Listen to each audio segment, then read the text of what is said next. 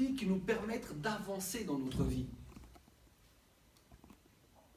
Le monde utilise certains outils, nous utilisons certains outils, mais quels sont ces outils que nous aimons le plus employer?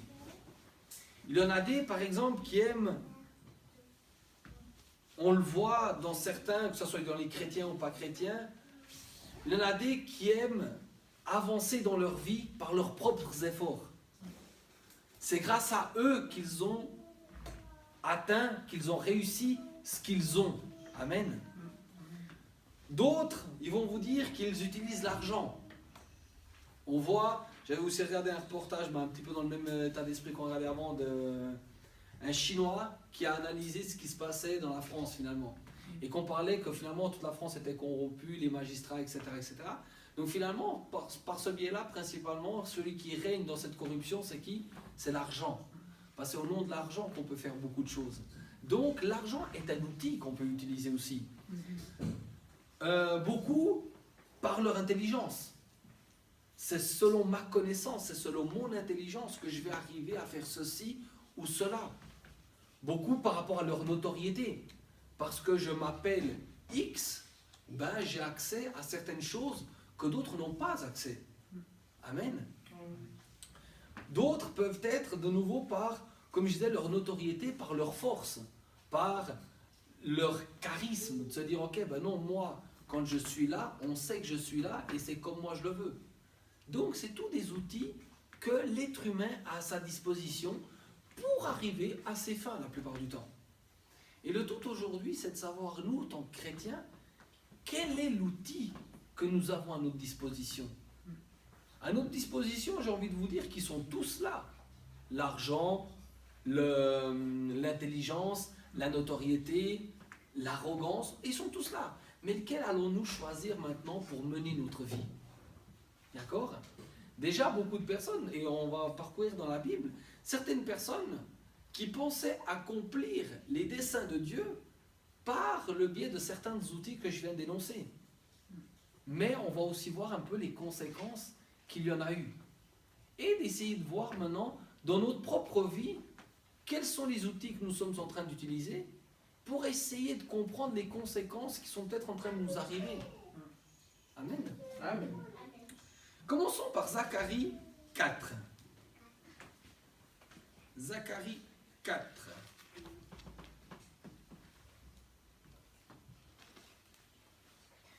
Au verset 6.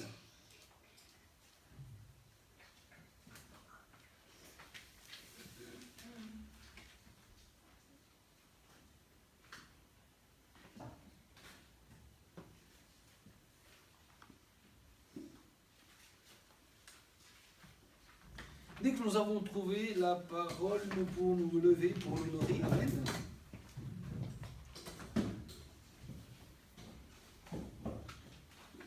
Zacharie 4 au verset 6. Il est écrit, je lis au nom de Jésus, Amen. Il reprit et me dit, voici le message que l'Éternel adresse à Zorobabel. Cette œuvre, vous l'accomplirez ni par votre bravoure, ni par la force, mais par mon esprit. Le Seigneur des armées célestes le déclare. Amen. Amen. On voit ici, on peut prendre place, merci.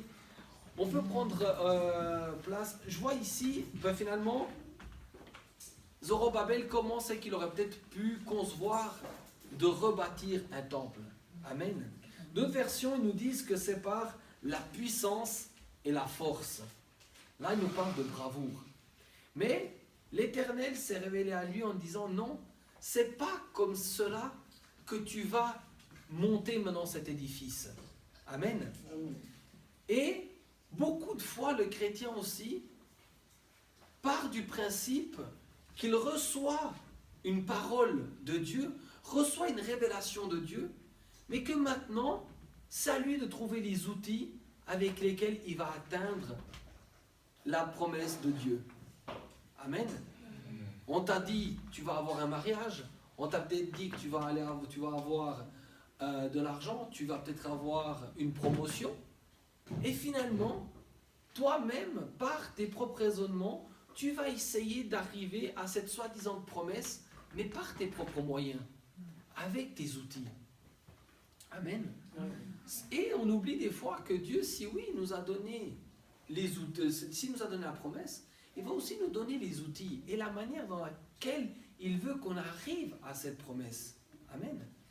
Quand il a demandé à Noé de construire l'arche, il a non seulement donné l'ordre de construire l'arche, il lui a donné aussi les mesures de l'arche, mais il lui a encore donné tout le matériel pour faire l'arche. Amen. Et donc là, la parole nous dit que on lui a donné la sagesse et l'intelligence pour pouvoir exécuter finalement cette œuvre. Maintenant, nous, qu'en est-il maintenant de cet ouvrage de notre vie?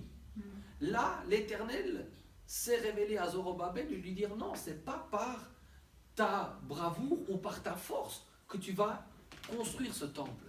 Maintenant, ce temple aujourd'hui, j'ai envie de l'illustrer avec notre propre vie. Amen. Amen. Aujourd'hui, tu veux construire une vie. Aujourd'hui, tu veux construire quelque chose. Amen. Amen. Mais quels sont les outils que tu mets à ta disposition pour y arriver? Quels sont les outils que je vais pouvoir utiliser dans la parole pour pouvoir le faire? Et c'est là qu'on voit, et on va pouvoir aussi parcourir 2-3 personnes dans cette même état d'esprit qui ont eu une promesse. Et j'aime beaucoup m'attarder souvent dans la promesse que Sarah a reçue du fils de la promesse. Amen. Amen. Dieu lui a dit qu'il donnera une descendance à Abraham. Mais maintenant, comment c'est que Sarah a réglé cette promesse? Est-ce qu'elle a réglé la promesse avec les outils de Dieu ou avec ses propres outils? Par son intelligence. Amen. Amen. Par son discernement. Parce que souvent, c'est ça ce qui nous arrive. C'est que souvent, on est tellement immergé dans un problème, on est tellement immergé finalement dans un cas qui nous tient à cœur, qu'on a l'impression de tout connaître, de savoir quelle est la meilleure solution pour ce problème. Amen. Amen. Tu te dis, je ne sais pas comment faire pour résoudre ce problème, mais je sais que si seulement je pourrais avoir ça, le problème serait résolu. Et finalement, par la grâce de Dieu, souvent ça ne va pas comme on le veut, ça va d'une autre manière. Et avec un peu de recul, on se dit, ah mais non, mais c'était vraiment ça qu'il fallait. Je ne sais pas si vous avez déjà vécu ça. Amen. Et puis Sarah, on voit que par quelle voie elle a pris.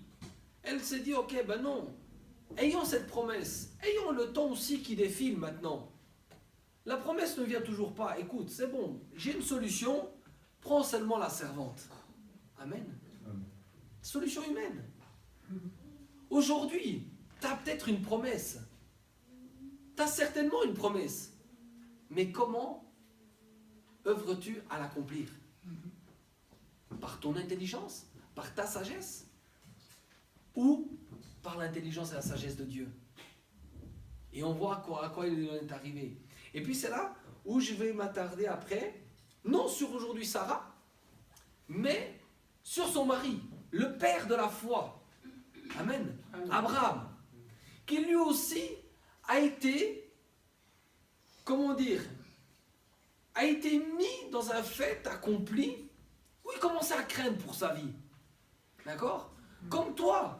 Toi peut-être aussi, tu vas peut-être arriver ou tu es déjà passé dans certains moments de ta vie où tu ne vois pas de sortie, tu ne vois pas d'échappatoire.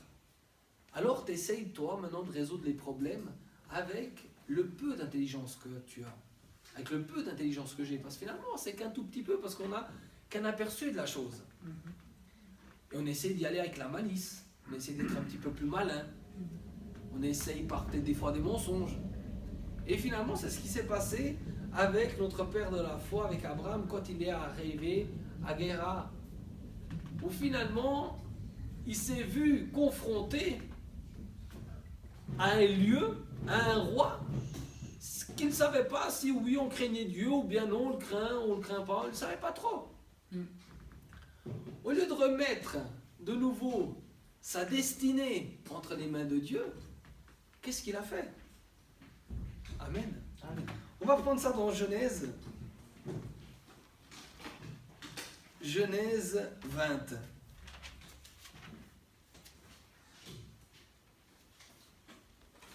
J'aime bien cet exemple, j'aime bien ce passage de l'histoire.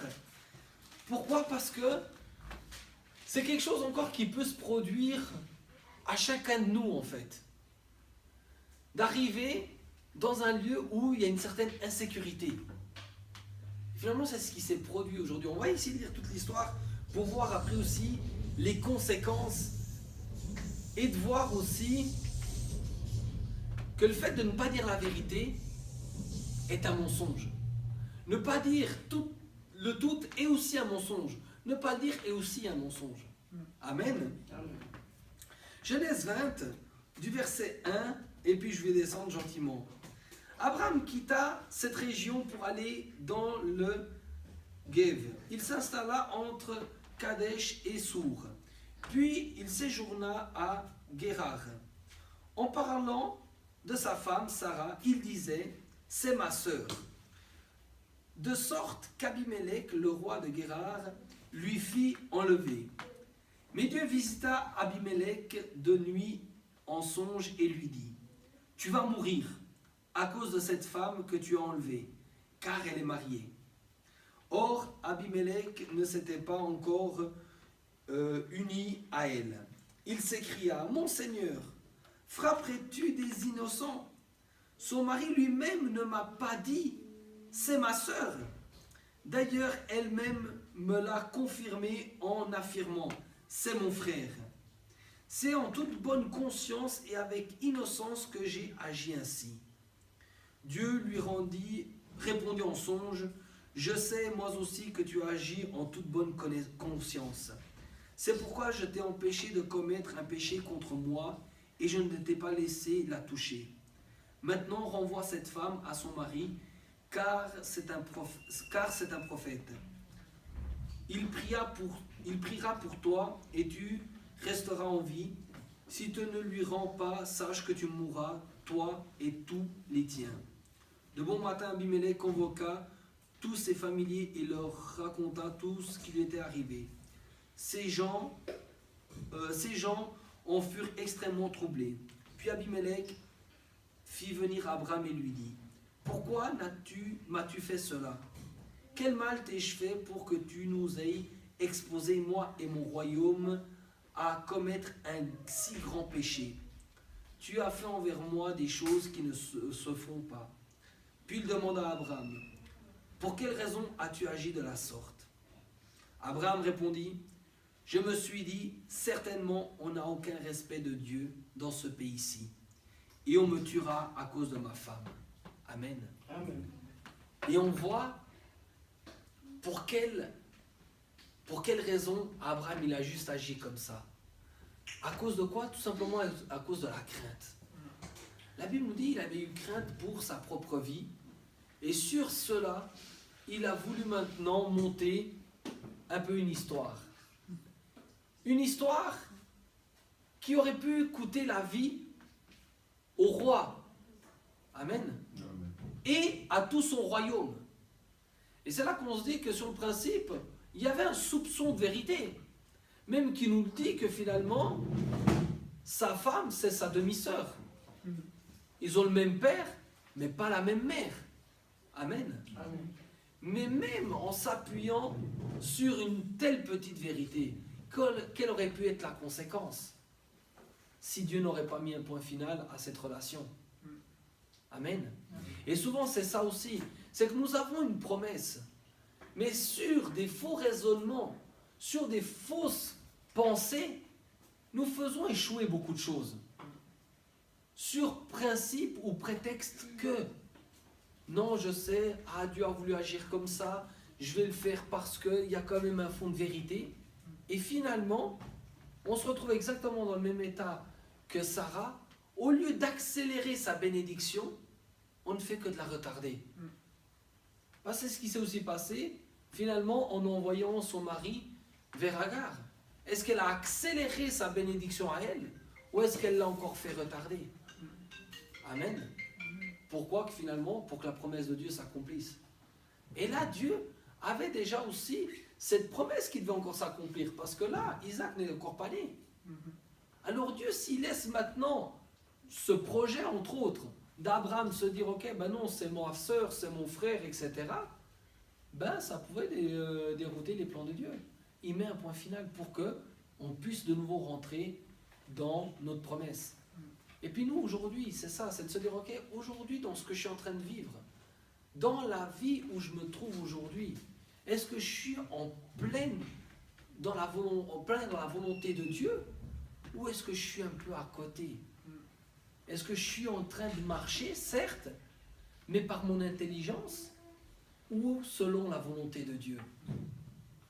Et c'est là que maintenant, il est très important qu'on ne puisse pas maintenant se convaincre avec de faux raisonnements.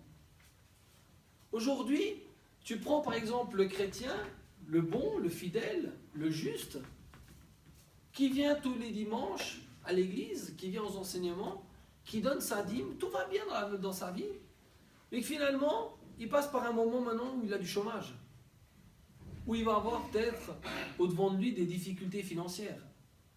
Peut-être que sa première action, sa première attitude sera de dire, ok, non, bon, la dîme, je vais essayer de la mettre de côté, je vais essayer de plus donner ma dîme. Parce que notre logique, c'est quoi? C'est que si maintenant j'ai pas de dépenses, j'aurai plus pour moi. Alors je ne donnerai pas ma dîme et j'aurai un petit peu plus d'argent. Amen. On connaît des attitudes comme ça. Se dire, ok, non, je ne vais pas donner parce que j'ai besoin pour. Mais avec une telle attitude, est-ce que je suis en train d'accélérer ma bénédiction ou à l'opposé de la ralentir? Et c'est là où on se retrouve avec des faux raisonnements. On se retrouve avec des faux raisonnements à se dire non, je vais faire cette attitude, je vais faire cette action-là pour me rapprocher de ce qui m'apportera une certaine sécurité. Amen. Et en fait, c'est en train de me mettre à l'opposé. Comme Abraham, quand il a résolu dans son cœur de dire écoute ma femme, tu n'es plus ma femme, dans ce royaume-là, tu seras ma sœur. Son principe, c'était quoi? C'était pour protéger sa vie. Amen. Parce qu'il craignait pour sa vie. Mais en agissant de telle manière, est-ce qu'il a réellement agi dans ce sens-là? Ou est-ce qu'il est plutôt allé à l'opposé? Et aujourd'hui, qu'est-ce que nous faisons comme vie? Qu'est-ce que nous menons? Et qu'est-ce que nous posons comme acte? Est-ce que ça va à l'encontre pour les bénédictions? Ou est-ce que ça va à l'encontre des malédictions? Amen. Et c'est ça. Aujourd'hui, si maintenant on pose la question, parce que c'est comme on commentait, puis avant on le disait, beaucoup d'églises parlent sur l'argent, sur la prospérité, on doit gagner de l'argent, on doit le X, etc. Mais oui, alors je dirais que c'est un fondamental. Mais c'est un fondamental tout au début de parler de ça. Une fois que c'est parlé, une fois qu'on t'a donné la clé pour parvenir à ça, il n'y a pas forcément la nécessité d'en reparler, d'en reparler, d'en reparler. Parce que finalement, la clé t'a été donnée. Si maintenant cette clé t'a été donnée, que tu l'as mise dans ton trousseau de clés, mais que tu ne décides pas à employer cette clé, ben c'est le problème à qui? À celui qui t'a donné la clé? À celui qui a créé la serrure? À celui qui a créé la serrure et qui t'a donné la clé? Ou est-ce que c'est le problème à toi qui ne veut pas utiliser la bonne clé pour la bonne serrure? Amen. Et beaucoup de personnes sont enfermées dans leur propre vie, dans leur propre chez soi finalement, avec la clé de sortie. Mais finalement, ils ne veulent pas. Ils ne veulent pas. Parce qu'ils croient que c'est en n'utilisant pas cette clé que finalement, j'arriverai à ma bénédiction. Prenons Malachie. Dans Malachie, on parlera principalement d'une chose à la fin. On vous donnera encore cette clé.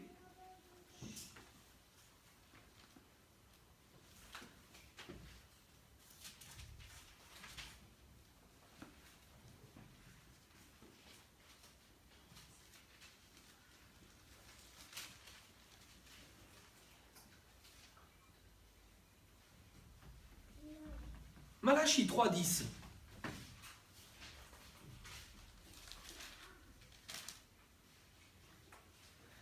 Malachie 3,10, il est écrit apportez donc vos dîmes dans leur totalité, dans le trésor du temple, pour qu'il y ait des vivres dans ma demeure. De cette façon-là, mettez de moi à l'épreuve, déclare l'Éternel, le Seigneur des armées célestes. Alors vous verrez bien si de mon côté je n'ouvre pas pour vous les écluses des cieux et ne vous comble pas avec surabondance de ma bénédiction. Pour vous, je détruirai l'insecte qui dévore. Il ne détruira plus les produits de vos terres, de vos vignes, dans vos campagnes. Ne manqueront plus de leurs fruits, déclare l'Éternel, le Seigneur des armées célestes. Et toutes les nations vous diront, bienheureux, car vous serez alors un pays de délices, déclare l'Éternel, le Seigneur des armées célestes. Amen. Amen. Combien tu as déjà eu de chrétiens qui sont venus vers toi te demander de l'argent? Amen. Donne-leur cette clé. Demande-lui, est-ce qu'il accomplit ça? S'il te dit non, prête pas. Je n'ai fait moi-même l'expérience. Encore à ce jour, je suis déficitaire. Non avec le monde, avec les chrétiens. Amen. Et tu veux prêter, tu veux bien faire. Mais c'est pas moi qui dois me mettre à l'épreuve, c'est Dieu. Alors maintenant, il prie pour avoir de l'argent. Dieu te donne cette clé de comment avoir cet argent. Tu n'appliques pas ça, tu veux l'avoir comment? Comment tu veux l'avoir? Par des sacrifices, par du voodoo, par de la magie, par quelque chose. Parce qu'avec Dieu, c'est par ça. Amen. Alors le prochain chrétien qui vient te demander de l'argent, tu dis accomplis la parole. Mets la parole en place. Hein? Va devant ton Dieu, c'est le seul commandement ou la seule façon de mettre Dieu à l'épreuve, c'est avec ça. Mets-le à l'épreuve et tu verras comment il va ouvrir. Et si en songe il me révèle que je dois moi te donner, que c'est moi ta source, gloire à Dieu. Amen. Mais je pense qu'il a d'autres sources. Amen. Amen. Mais va en paix, mon frère. Et puis, c'est ça, c'est que beaucoup de fois, on veut aller par notre propre raisonnement, par notre propre intelligence, mais finalement, on va à l'encontre de la volonté de Dieu. Comme notre patriarche, finalement, et son épouse l'ont fait, et beaucoup d'autres. Amen. Amen. Mais toi, c'est clair. Moi, j'ai eu des frères qui m'ont appelé que pour une seule raison. Quand il y avait le numéro qui sonnait, je savais ce qu'ils voulaient. Mais c'est par leur intelligence qu'ils ont raisonné comme ça. C'est par leur malice qu'ils l'ont fait. Amen. Mais voilà. Mais toi, aujourd'hui, fais plus cette erreur. Tu veux maintenant, tu vois la difficulté, prie pour cette personne. Exhorte-le à mettre la parole en pratique. Et si tu as foi dans cette parole, elle s'accomplira. Amen. Mais combien de chrétiens n'essayent pas maintenant d'arriver à ça sans passer par là? Au nom de j'ai pas assez d'argent, j'ai des responsabilités, j'ai des comptes à tenir. Oui, mais si tu as ça, c'est par là que tu dois passer. Amen. Mais par notre intelligence, par soi-disant notre intellect, finalement on essaie de prendre d'autres chemins. J'ai un bon bis pour toi à te proposer. C'est vite fait, ça rapporte gros et c'est pas trop illégal. Amen. Amen. On peut faire ceci, ceci, cela. Ah, Dieu veut me bénir là. Hein. Il va me bénir là. Et tu vas. Et c'est pas le meilleur truc. Et c'est pas forcément le meilleur truc. Amen. Amen. Il y a une chose. À l'époque, dans mon ancien homme, j'étais quelqu'un qui volait beaucoup. J'étais doué à ça. Je volais beaucoup. Je travaillais pas beaucoup. J'étais le seul quasiment à l'école en voiture, sans gagner beaucoup. Mais je faisais du business de tout. Je vendais de tout, etc. etc. Jusqu'à un moment donné où je discutais avec quelqu'un, et c'était dans les moments où j'étais en train de me convertir, où ça m'a fortement convaincu d'arrêter, c'est que finalement, la Bible nous dit que l'homme aujourd'hui devra travailler et gagner de l'argent à la sueur de son front. Amen. Et c'est vrai que pour faire ce que je faisais là, je ne suivais pas beaucoup. D'accord? Et finalement, tu as toujours cette conscience, tu te dis, ok, si je me fais attraper, c'est quand même, je suis pas à l'aise. Donc tu sais que c'est pas bien, mais finalement, ça rapporte quand même pas mal. Alors tu le fais. Tu le fais, et tu fais ta vie comme ça. Mais à un moment donné, c'est de dire, ok, mais maintenant, est-ce que je continue comme ça, par ma sagesse, par ma malice, par mon intelligence, ou est-ce que je me conforme à la parole de Dieu? Pour obtenir quoi? Les mêmes choses. Tu obtiens exactement la même chose. Mais c'est de savoir maintenant par quelle voie tu les atteins. Est-ce que tu les atteins par les voies de Dieu ou par les voies du diable? Parce qu'il n'y a pas un entre deux. C'est ou c'est blanc ou c'est noir. Amen. Et c'est là où on voit à quel point on est limité. À quel point on est limité. Je ne voulais pas forcément témoigner de ça, mais je crois que ça m'amène à ça quand même. Ça s'est passé pendant les vacances. Ça s'est passé pendant les vacances. Ça a été, je crois, mon combat pendant les 2 premières semaines. Par mon intelligence, bien évidemment. Parce que selon la parole, c'était très très clair ce que je devais faire. Mais, je crois que le deuxième soir, on allait faire du shopping. Puis je suis allé acheter des chaussures. Je suis allé acheter des... Non, c'était... Première semaine, deuxième. Fin de la première, je crois. Fin de la première semaine, je suis allé acheter des chaussures. C'était à peu près à 100 € la paire. J'achète 2 paires de chaussures, un sac, des lunettes, etc. Donc dans ma tête, c'était 200 et plus. Ok. J'arrive à la caisse, 156 €. Ok. Au revoir, merci. Je suis reparti. J'arrive à la maison, je constate, je me suis dit, bon, écoute, il y a un truc, parce que écoute, ils ont dû se planter, parce qu'il y a une paire qui a dû être à 50%, ou les deux à 60%, parce qu'il y avait des grandes bâches, 60%, les soldes, etc. Sauf que les deux que j'ai pris, c'est soi-disant la nouvelle collection. Mais, je me suis dit, ouais, bon, tranquille, j'ai eu des 60%, c'est cool. J'arrive à la maison, je constate qu'ils n'ont pas typé une paire. Il n'y a qu'une paire. Une paire de chaussures, le sac, les lunettes. Une paire à 100 €, pas typé. Et commence. Tu retournes ou tu ne retournes pas? Est-ce que tu vas dire à ce pauvre vendeur qu'il n'a pas typé une paire de chaussures? Tu veux voir? Et c'est là que tu commences avec tes raisonnements. Oh, Dieu m'a béni, regarde, t'es passé à la caisse, il a typé les deux, parce que je me vois, il a fait dic, il a typé les deux, je sais qu'il a typé les deux. Je le vois faire le mouvement en haut et je le vois en bas, puis après de ranger le sac, etc. Je le vois. Ah, mais Dieu m'a béni, hein. Et il m'a offert une paire de chaussures, il sait que c'est ric-rac là. Première fois que je partais en vacances avec un budget, oh c'est ric-rac, le budget, le shopping, il est déjà explosé. Ah non, Dieu m'a béni. Et après, je lisais des versets le matin, puis j'avais ça qui venait. Ouais, est-ce que tu es sûr que c'est vraiment une bénédiction de Dieu? Est-ce que tu crois que c'est vraiment Dieu? Est-ce que tu crois que si Dieu veut te bénir, il va te bénir comme ça? Mais vraiment, Dieu veut te bénir, oui. Mais est-ce que tu crois que c'est comme ça, fourbe, mi-fourbe, mi-pas bien fourbe? Mais voilà, toi t'es passé en caisse, parce qu'en plus ils doivent aller chercher les chaussures au stock. Hein. Toi t'en essaies une, ils vont au stock, ils mettent devant. Donc, voler, tu peux pas voler. Il y a une erreur. Tu fais quoi? Tu vas, tu dis pas, tu dis oh gloire à Dieu on passe. Tu dis pas, écoute on est tellement serré budget, c'est grâce à Dieu. D'accord, ok. Je vais quand même mettre ça quand même en prière, d'accord. Je mets ça en prière, je me réveillais, j'avais ça à l'esprit. Je prenais la parole et puis ça revenait. Mais s'il veut te bénir, il ne te bénira pas comme ça. Je fais bon, ok. Une fois on va dîner, on va souper là-bas, je passe, je fais écoutez, il s'est passé ça, je fais quoi? Ouais, alors ce serait super gentil de revenir, etc. Ça c'était 3 jours après à peine. J'ai fait quand même 3 semaines presque. Avant de revenir, je fais, écoute, je dois y aller, je sais pas comment. Je prendrai sur mon budget de ce mois. On regarde, mais ce truc, il doit être payé. En tout cas, je vais, et puis après, on me verra. Alors là, de nouveau, j'essaye. Écoutez, alors voilà, bon, je viens parce que je crois que vous avez fait une erreur.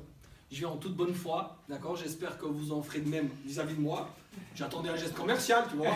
Hein? Quand même, tu vois le geste commercial, tu te dis, t'arrives, il faut te faire un truc. Écoutez, alors je commence à mettre de la pommade, écoutez, ben voilà, de bonne foi, ok, nanana. Alors il s'est passé, mais vous êtes déjà venu, non? Je fais oui, je suis déjà venu me renseigner comment ça se passait. Et puis bon, on m'a dit quand même de revenir, ben donc me voilà. Ah, c'est vous. On m'a parlé de vous, mais après ben, j'ai dit mais t'as pris son numéro parce qu'imagine s'il revient pas. On sait que c'est un vol, on sait que c'est un vol ou non, on sait que ça manque dans le stock, mais on sait pas comment. Mais c'est vrai. Je fais écoutez, non, j'ai eu à cœur, ben, je suis venu, ben voilà. La paire de chaussures, c'est celle-là là. Elle n'a pas été typée, vous voyez le ticket, donc ben, finalement ben, je vous la paye et puis comme ça c'est fait quoi. Ok, ben commence à typer. Ah ben merci beaucoup. En tout cas des personnes comme vous, ben il n'y en a plus, on en voit très peu. Dans la tête, ben gloire à Dieu.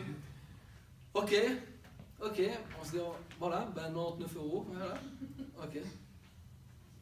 Merci beaucoup. Ouais, merci, de rien. Bon ben, j'y vais hein. Bah oui, il faut y aller. Ok, alors j'arrive à Philippe. Je fais bon, c'est payé. Le geste commercial, il est resté. Hein? Mais de nouveau, à cœur, j'ai dit, mais Seigneur, je ne l'ai pas fait pour lui, je l'ai fait pour toi. Amen. Je l'ai fait pour toi. Et puis j'avais le verset encore, le verset dans la phrase que le pasteur nous avait dit. Oubliez pas qu'en vacances, vous êtes encore des chrétiens. Amen. Puis je fais, bon, amen, je l'ai fait pour Dieu. Je l'ai fait pour Dieu, personne ne m'obligeait à ça. Personne ne m'obligeait à ça d'aller retourner. Non. Dans ma conscience, je pouvais dire, ok, ben non. Il a typé, il s'est planté, l'erreur est humaine. Et puis, mais jusqu'où on va hein? Parce qu'après, mon raisonnement était, mais Manu, tu vas vers le gérant. Tu vas maintenant dénoncer une erreur. Tu vas dénoncer l'erreur du vendeur. Imagine, suite à ta dénonciation, que tu montres que le mec, il a fait une erreur, il se fait virer. Eh ouais. Alors, empathique que je suis, je ne serais pas allé. Parce que je n'aurais pas voulu qu'il se fasse virer. Au moins là, on ne sait pas qui a fait l'erreur. Puis et que des raisonnements comme ça. Puis dire, ok, mais non, la parole de Dieu est Dieu. Si Dieu il doit bénir, il bénira, c'est lui qui sait. Et j'ai pris, bah, finalement, on est allé voir, ric-rac, j'ai payé la paire de chaussures. Arrivé en Suisse, je ne vous dis pas ce qui se produit. Amen. Amen. Vous n'étiez pas sans savoir qu'on devait passer les croisières, d'accord, aux Caraïbes, qu'on n'est pas allé. Ok, on a les assurances pour. Carte de crédit refusée, paye pas. Ok, on parlait de quasiment 6 000 francs. On écrit un mail à l'assurance, ça fait 2 mois que j'attends la réponse. Je me suis dit, bon, Seigneur, c'est toi qui c'est entre tes mains. Lundi, je mets un mail. Oui, bonjour, je viens vers vous pour savoir où tout le dossier, où est-ce qu'on en est. Ah oui, je suis désolé, je donne l'ordre aujourd'hui de faire le remboursement sur votre compte. Ok, dans l'intégralité. Ce qu'à l'occurrence 2 assurances ont refusé, la dernière a accepté dans son intégralité. Amen. Amen.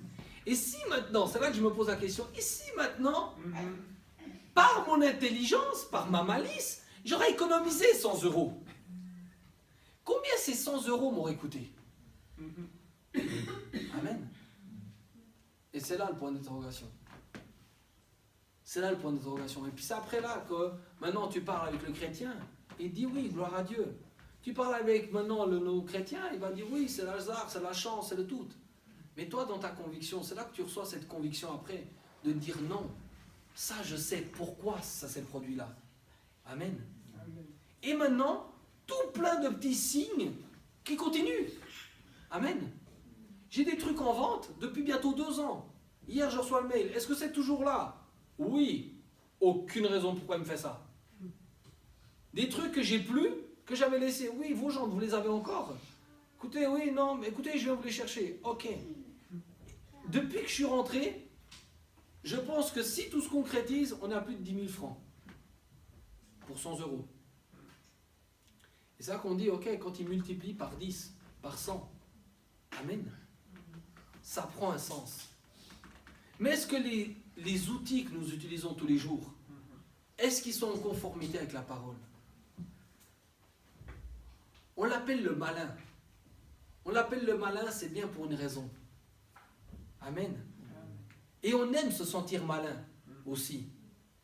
On aime se sentir malin. On aime se dire, j'ai pu biaiser un peu le système. Mais de nouveau, est-ce que nous le faisons en règle ou est-ce que nous le faisons en malice et par les voies du diable? Amen. Beaucoup de personnes, beaucoup de chrétiens retardent leur bénédiction, leurs promesses parce qu'ils n'utilisent pas les bons outils. Parce que tout simplement, ils se donnent des faux raisonnements. Appuyés un peu sur la vérité, mais aussi une moitié de mensonge. Abraham était sur la moitié de vérité, mais moitié de mensonge aussi.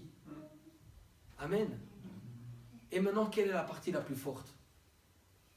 Qu'est-ce qui en toi te permet de faire maintenant? Qu'est-ce qui en toi te permet de faire un pas après l'autre dans ta vie? Maintenant, dans cette salle ici, qui aimerait avoir de la santé? Vous pouvez lever la main. Qui veut la santé? Amen. Qui veut la richesse? Amen. Qui veut la gloire? Amen. Vous voulez ça? Amen. Mais tout ça, c'est dans Proverbe. Dans Proverbe, on peut le lire maintenant, on va le lire vite ensemble. Dans Proverbe, il y a les clés à tout ça. Dans Proverbe, il y a les clés pour tout ça. On nous dit, dans les mains de qui demeure la santé, la richesse et la gloire. Amen. Les choses que le monde entier recherche. La beauté. Regardez ce que les gens se font au nom de la beauté. Dernièrement, j'ai vu une photo. Est-ce que c'est un poisson ou une femme? Au nom de la beauté. Amen. De la richesse. Regardez ce qu'ils font. Pour la gloire, ce qu'ils font. Amen. Mais Dieu te dit qu'il a ça dans son bras droit et dans son bras gauche. Il te donne aussi l'outil ou le mode d'emploi de comment y accéder. Pourquoi nous obstinons-nous à passer par nos voies, par notre intelligence, par notre sagesse? Amen. Pourquoi? Pourquoi? Il nous a donné les clés à ça. Comme tu veux de l'argent, il t'a donné une clé. Donne ta dîme, multiplie ton argent par l'offrande. Amen. Tu auras de l'argent, tu ne peux pas. La parole est vérité. La parole est vraie. La parole s'accomplit. Amen. Tu ne vas pas être le premier qui va faire dénoncer la parole. Amen. Et ça fonctionne. Mets-le en pratique. Prends cette connaissance et prends-le. Amen. Et ça, c'est pour toute chose. Pour toute chose. Parce que dans toute chose, on nous dit que c'est Dieu qui nous le donne. Amen. Tout projet que tu entreprends, c'est pour Dieu. Donc dis-toi, dans ce projet, dans ce que je commence là aujourd'hui, où est l'intérêt de Dieu? Où est l'intérêt de Dieu?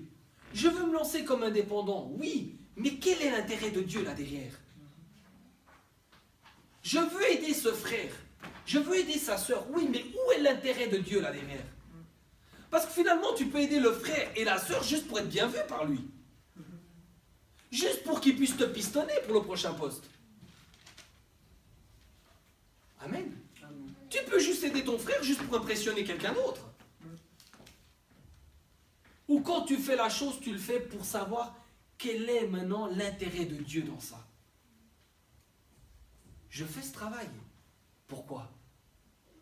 De nouveau, je suis allé dans cette boutique. Mais pour l'intérêt de qui? Pas pour la mienne, mais pour celle de Dieu. Pouvoir être en conformité avec lui. Amen. Et peut-être avec ça, ça va donner une lueur d'espoir à la personne. Parce qu'il me dit, il y a des personnes comme vous, il n'y en a pas. Ben oui, il y en a encore, tu vois. Alors fais des gestes, toi aussi, à ton tour. Hein, des petits gestes commerciaux, tu peux faire aussi. Hein? Ne fais pas comme tous voleurs et que tu ne donnes rien à personne. Donne la prochaine fois. Mais, de nouveau, tu dois regarder quel est l'intérêt de Dieu dans tout ce que tu es en train d'entreprendre. Et si tu rends compte que tu entreprends la chose et que derrière Dieu n'a pas d'intérêt, tourne dos. Tourne le dos, fais autre chose. Amen. Amen. Prenons Proverbe 3.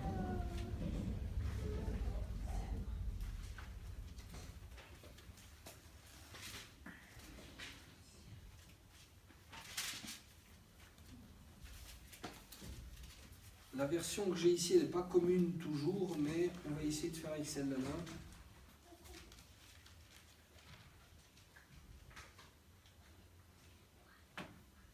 Je vais commencer au premier verset et on va y aller étape par étape pour essayer de saisir le maximum de clés. Mon fils, n'oublie pas mes instructions et que ton cœur retienne mes commandements. Amen. Amen.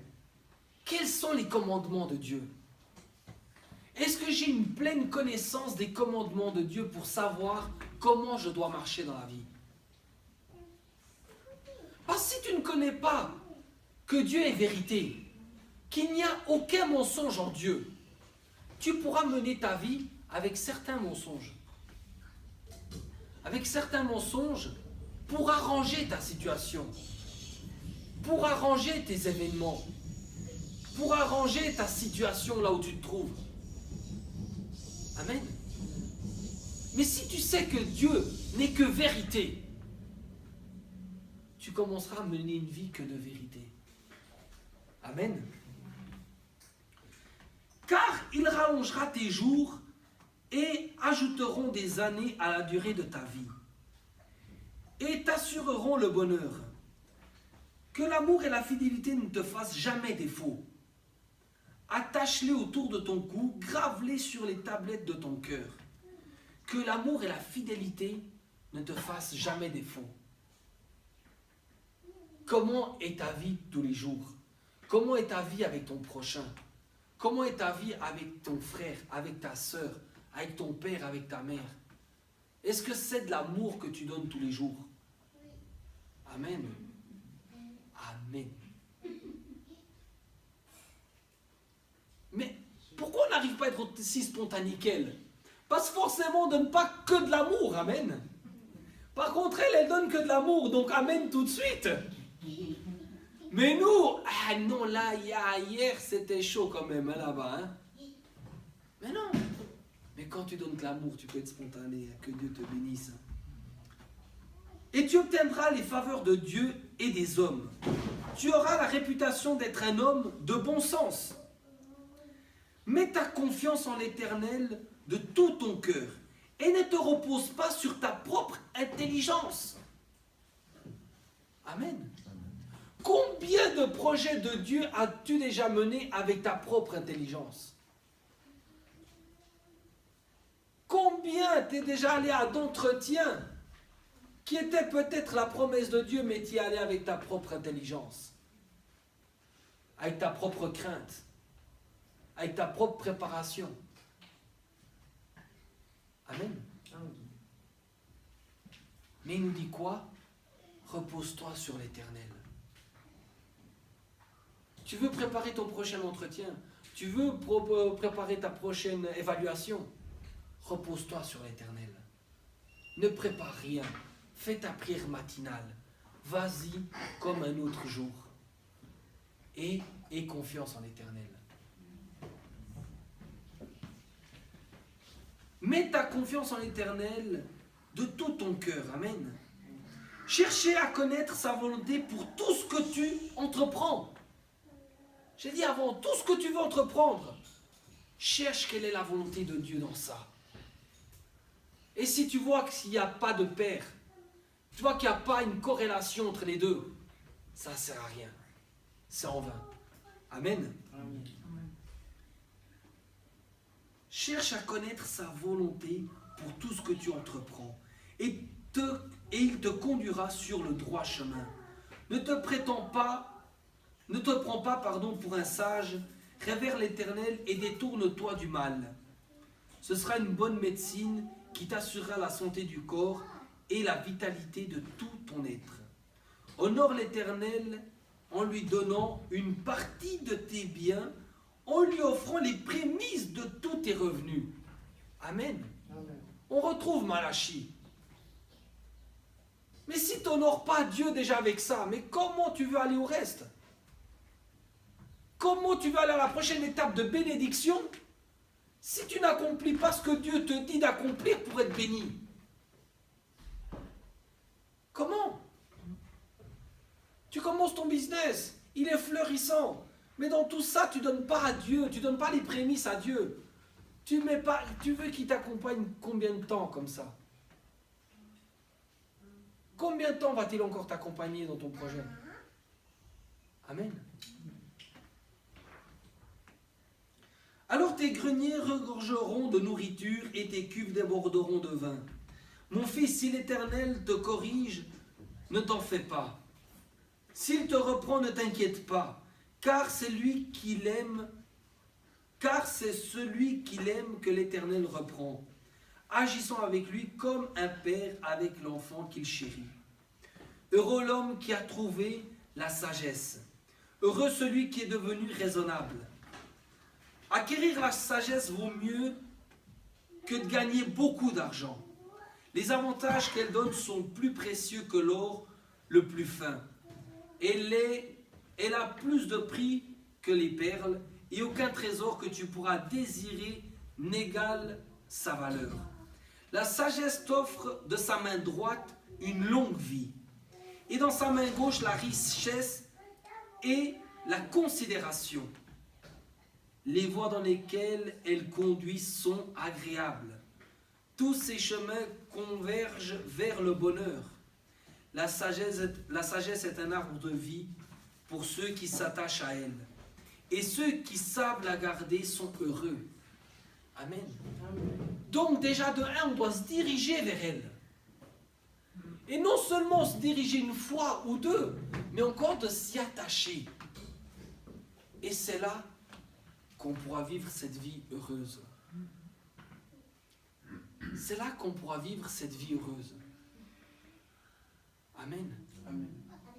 La parole nous dit, c'est avec la sagesse que l'Éternel a fondé la terre et avec l'intelligence qu'il a déposé le ciel. Par sa science, il a fait jaillir l'eau des sources. On voit ce que la parole de Dieu peut faire. Souvent, on passe plus de temps à faire des prières inutiles que d'utiliser les outils que Dieu nous a donnés pour accomplir sa volonté. On connaît tous ce verset qui nous dit que quand vous priez, ne multipliez pas vos paroles. Amen. Mais on est capable de passer des jours, des heures en prière. À quoi ça sert, Dieu doit te dire des fois. Mais oui, pourquoi tu es en train de prier, tu as la clé là. Utilise-la. Amen. Et je suis tombé sur, je crois, la prière la plus courte qu'il y avait dans la Bible. Amen. Où la Bible nous dit, et voyant Jésus, il lui pria, si tu le veux, guéris-moi. C'était sa prière. Amen. Sa prière, elle a duré 30 secondes, je pense. Seigneur Jésus, si tu le veux, rends-moi pur. La réponse de Jésus a été, oui, je le veux. Soit. Amen. Combien d'heures dans la prière? Combien de jeûnes qu'il a dû faire, ce jeune homme? Combien? Et pour arriver à quoi? À une prière exaucée. Toi et moi, combien de prières avons encore nous en attente? Qui nous ont déjà bien pris du temps. Bien quelques jeûnes. Et Dieu veut toujours pas. Amen. Parce qu'il faut croire qu'à lui a dit, oui, je le veux. Mais toi et moi, on a encore peut-être dit, non, je ne veux pas finalement. Où est le problème? Est-ce que c'est nous qui utilisons les mauvais outils? Ou est-ce que c'est Dieu qui a changé? Amen. La parole me dit qu'il demeure le même. Mais nous, utilisons les bons outils. Regardons si les prières que nous sommes en train d'adresser sont viables. Pour ça, qu'est-ce qu'on a commencé dans Proverbe? Mon fils, n'oublie pas mes instructions. Beaucoup de prières on fait parce qu'on a oublié les instructions. Et d'autres, on peut encore les faire. Pourquoi? Parce qu'on ne retient pas ces commandements. Le commandement de donner nos prémices. Le commandement de donner des offrandes. Tu ne retiens pas ça, mais comment tu ne veux pas arrêter de prier pour de l'argent? Il nous dit que l'amour reste accroché à toi. Ce sera un bon remède pour ta vie. Mais nous, on est encore en train de prier pour des maladies. Amen. On en est où? Je ne me souviens plus des commandements. J'ai pas retenu les enseignements. On en est à quelle étape? Et c'est là de se dire, la parole est un outil puissant. C'est à nous maintenant d'utiliser cette parole. Et cette parole apportera toute son efficacité dans notre vie. Il n'y a rien, absolument rien, où la parole ne pourra pas agir. Rien. La parole ne te sera juste plus utile quand tu seras devant Jésus. Là, tu devras garder silence. Mais jusqu'à arriver vers lui, elle t'est utile dans tout. Mais qu'est-ce qu'on veut faire avec? Amen. Comment voulons-nous l'utiliser? Est-ce qu'on peut encore l'utiliser pour condamner? Comme on peut encore l'utiliser pour l'édifier, pour édifier quelqu'un? On l'a lu, on l'a entendu. La langue a un pouvoir, celui de tuer ou de vivifier, de sauver. Amen. À quoi nous l'utilisons? Qu'est-ce qui sort de ma bouche? Est-ce que c'est constamment de la parole de Dieu? Ou est-ce que c'est des paroles de ma propre sagesse? De ma propre intelligence? Et c'est là où on se dit, ok, on a un outil puissant, qui est la parole de Dieu. Veillons à la mettre maintenant en pratique dans nos vies. Veillons à accomplir la destinée de Dieu avec les outils de Dieu. Et non d'accomplir la destinée de Dieu avec nos propres outils. Il nous l'a dit, c'est pas par votre puissance, votre force ou votre intelligence, mais c'est par l'aide du Saint-Esprit que nous pourrons accomplir tout ça. Et aujourd'hui, non seulement il nous a donné les outils qui sont dans sa parole, mais il nous a encore donné quelqu'un pour nous rappeler tout ça, qui est le Saint-Esprit. Regardons où est-ce que nous nous appliquons encore pas. Et maintenant, comme la parole nous recommande, ne multipliez pas vos paroles en prière. Avant de prier, regarde si ta prière n'a déjà pas une clé dans la parole et que forcément tu n'appliques pas encore. Et comme ça, gagne ton temps dans la prière et applique la parole. Ce sera plus efficace. Amen. Amen. Est-ce qu'il y a des questions? Oui. Moi, c'est pas une question, mais c'est juste une petite réflexion par rapport au message. Tout à l'heure, c'est vrai qu'on en discutait encore avec Pasteur Sylvain. La base, quand même, je pense, de ce que tu as voulu nous donner aussi ce soir, et je pense qu'en tant que chrétien, on doit prier aussi pour ça, c'est avant tout aussi l'amour. Amen. Parce que la Bible dit, et souvent les chrétiens en aiment utiliser ce verset à tout va, la Bible dit tout concourt au bien de ceux qui aiment Dieu, Amen. mais pas de tout le monde, au bien des chrétiens qui aiment Dieu. Mais qui sont réellement les chrétiens qui aiment Dieu? Christ le dit à ses disciples, celui qui m'aime garde ma parole. Et accomplit ma volonté. Voilà, on fait avant tout la volonté de Dieu. Tu es parti rendre cette paire de chaussures-là, non pas avant tout pour être béni, mais surtout par amour. Amen. Et je pense que en tant que chrétien, c'est d'abord pour ça qu'on doit vraiment prier, avoir l'amour pour Dieu. Le réel amour que Dieu attend de nous, c'est pas d'avoir un sentiment amoureux pour notre cœur, mais c'est d'avoir le sentiment de garder sa parole, d'aimer sa parole, de chérir sa parole. Et puis, pas devenir ces chrétiens, parce qu'il y a des chrétiens comme ça, hein. Il y a des chrétiens, la fin justifie les moyens. Donc, je donne mes offrandes pour être béni, pour avoir du fruit, pour qu'on me voie ici et ça, mais c'est pas avant tout, c'est pas ça. C'est je fais la chose parce que j'aime Dieu et il me demande de la faire, alors je le fais. C'est là où je dis que finalement, de regarder l'intérêt de Dieu avant toute chose. C'est là, parce que finalement, c'est ce que je dis, c'est que finalement, tu peux faire du bien à ton frère, tu peux faire du bien à ta soeur, mais ça se trouve, tu le fais pour toi-même. Parce que tu sais que c'est lui qui va maintenant parler de bien à ton patron. Tu l'as fait pour qui? Pour Dieu ou pour toi? C'est droit ça. C'est dans toute chose que j'entreprends. C'est de dire, ok, non, mais quel est l'intérêt de Dieu dans ça? Parce que sinon, on le fait en vain. On le fait en vain. Parce que de nouveau, il nous a donné les lois. La loi de la moisson, elle est là. Sois chrétien, pas chrétien, païen ou pas païen. Tu sèmes, tu récoltes. Tu sèmes, tu récoltes. Mais de nouveau, si maintenant tu sèmes et que tu récoltes sans Dieu, tu sèmes en vain. Ça sert à rien. Donc oui, c'est ça, mais comme il dit, qui sont ces enfants? C'est ceux qui écoutent et qui mettent maintenant la parole en pratique. Qui mettent la parole en pratique, c'est le plus important, effectivement. Amen. Amen, amen. D'autres choses? Non. Et puis c'est vrai que, je m'excuse, mais c'est vrai que souvent en tant que chrétien, des fois on se plaint, ouais, je suis tout le temps malade, mais telle maladie ne part pas, mais telle pauvreté, mais telle ci, telle ça. Mais c'est vrai que la Bible dit, donne tes prémices, donne tes dîmes et tes greniers ne manqueront de rien. Moi j'aime bien donner l'exemple de mon frère, le pasteur Pedro. Moi, aussi loin que je puisse remonter dans ma mémoire, j'ai jamais vu un de ces gamins malade, ni même lui, ni même sa femme. Malgré le rythme qu'ils tiennent, c'est vrai, je les ai jamais vus malades. Et je crois que le pasteur donne sa dîme. Et même encore quand je vois, j'en parlais avec ma petite sœur, même le pasteur Sylvain, il travaille seul.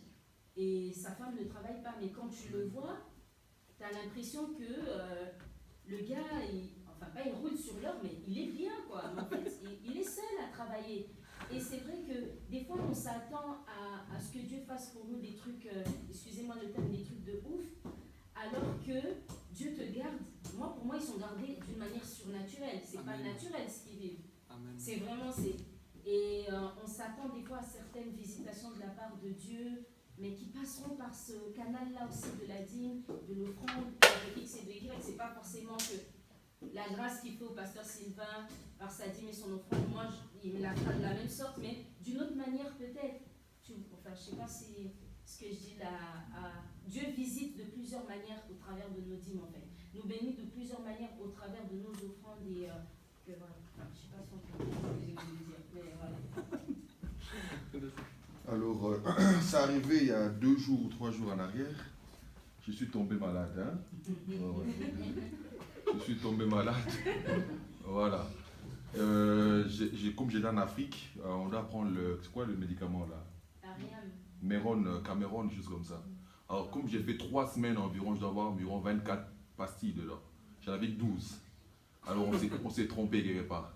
Et puis, en moitié des vacances, j'ai arrêté de prendre. Il fallait prendre déjà avant de partir, finir là-bas et 1 semaine encore ici parce que les moustiques, ça y va quoi. Alors, moi, déjà, la moitié du temps, j'avais plus de médicaments. Alors, j'ai plus pris ces médicaments-là. En arrivant aussi ici, j'ai même pas fait attention. Et là, c'est au début de la semaine, bam, ça m'a pris. Là, derrière la nuque, les épaules, vraiment, c'était impossible à mettre debout. Et quand j'allais uriner, c'était tout jaune et puis ça me faisait mal au niveau de devant là. Vraiment, c'est comme si c'était l'acide quoi. J'étais en train d'uriner de l'acide quoi. C'était incroyable. À me lever le matin pour aller au boulot, mais je disais, mais c'est impossible. Mais on n'est que 2, hein, et le responsable n'est pas là. J'ai dit, il faut que j'aille quand même au boulot quoi. J'ai traîné comme ça à l'affaire. Le soir, la femme, il faut aller chez le médecin, J'ai dit non, Dieu m'a déjà guéri. Je ne peux pas aller, ça va passer. Et je me suis dit, c'est la première fois cette année, j'étais au lit à 19h30. Mais j'ai transpiré dans mon lit, mais c'est incroyable. J'ai ouvert les fenêtres, tout ça, j'ai transpiré. Et tous les 5 minutes, j'allais uriner. Comme j'avais bu vraiment 2 ou 3 litres. Et j'allais tout le temps. Je dis, mais cette eau sort d'où? Et j'allais. Mais j'ai transpiré. C'était lundi. Hier encore, la même chose. Des douleurs. Et j'ai dit à Ruben, t'as pas même un dafalgan ici. Mais Pedro, il faut rentrer. J'ai dit, non, je dois rester. J'ai dit, bon, on verra peut-être à midi, peut-être j'irai. Et après, le soir encore, j'ai transpiré. Et aujourd'hui, je me suis réveillé, mais plus de douleur. Mais vraiment, plus rien. J'ai en forme. Et quand j'urine aussi, ça va très bien. Pour dire, je crois que peut-être c'était la malaria, hein, sûrement même. Mais j'ai dit que non, Dieu est vivant. Amen. Dieu est vivant. Croyons en lui et mettons notre foi en lui, il peut nous guérir. Amen. Imagine dans des cas comme ça, tu dis non, aujourd'hui je ne peux pas aller au boulot, je suis trop mal. Eh bien voilà, c'est la naissance de quelque chose. Et là, tu mets et Dieu agit. Parce que c'est vrai que ça ne partira pas d'un coup. Peut-être il y a un temps où le corps doit s'adapter à combattre la chose. Et je crois que c'est par les transpirations, par tout ce que j'ai uriné, que la maladie vraiment est sortie de moi. Voilà ce que je voulais dire. Amen. Gloire à Dieu. On voit qu'il agit. Amen. Donc, acclamer Dieu. Amen. Voilà, si on n'a rien d'autre à ajouter.